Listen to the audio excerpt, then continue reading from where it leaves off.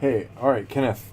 So the one thing I would say right off the bat is that before you turn this into a final painting or anything like that, you really want to sit down and work on your anatomy. I get it that you're just playing with the watercolors and things like that, but the issue that you've got going on is a couple of different things. So the first thing is anatomy, and if you look at the anatomy here, everything's kind of bunched up, and it's really hard to read here. And then the snake body just really doesn't work well. And so when you're doing something like this, you really want to sit down and think about, you really want to get some anatomical poses. And so the first thing I would say is that if you're grabbing a character like this, you want to start with that gesture sketch.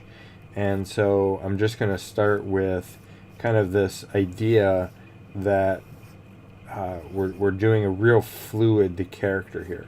And so you can see automatically, I'm kind of giving that kind of look and feel of, kind of the serpentine kind of style. And so then what you're doing is you're building up on top of that. And I think that this initial kind of idea of stick figures works pretty well.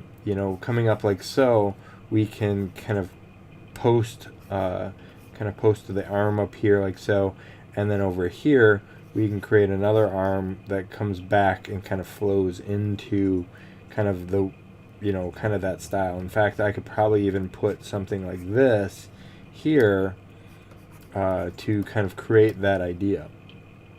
And then with that, you build up your torso, and you build up your abdominals, you build up your hips, and you can see already that I've got kind of that unique style going on where the character is a little bit more kind of posed more properly.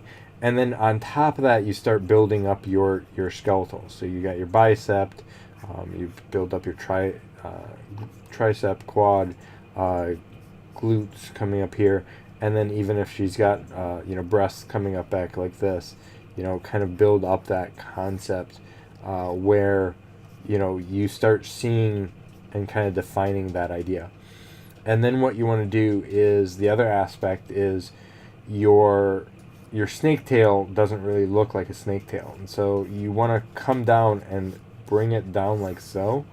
And then so in this case, I would kind of bring that snake tail down, something like that, and you kind of want to look at reference on that to see how the snake kind of stands up to ready to strike.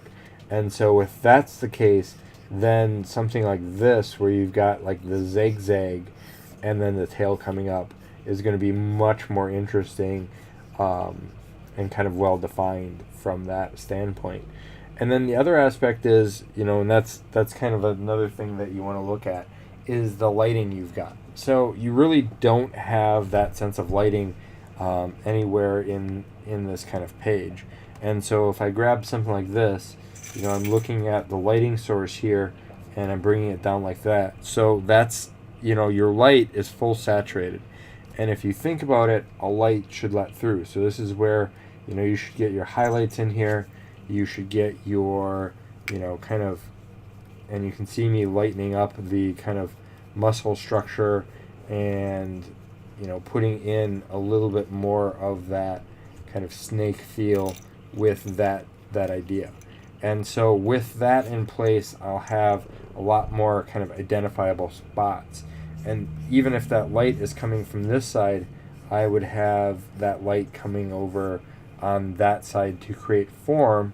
And then on top of that, I'm going to pick this dark side to create shadow over here. And so, you really want to look at form and value when you're doing that. All right? I hope that helps.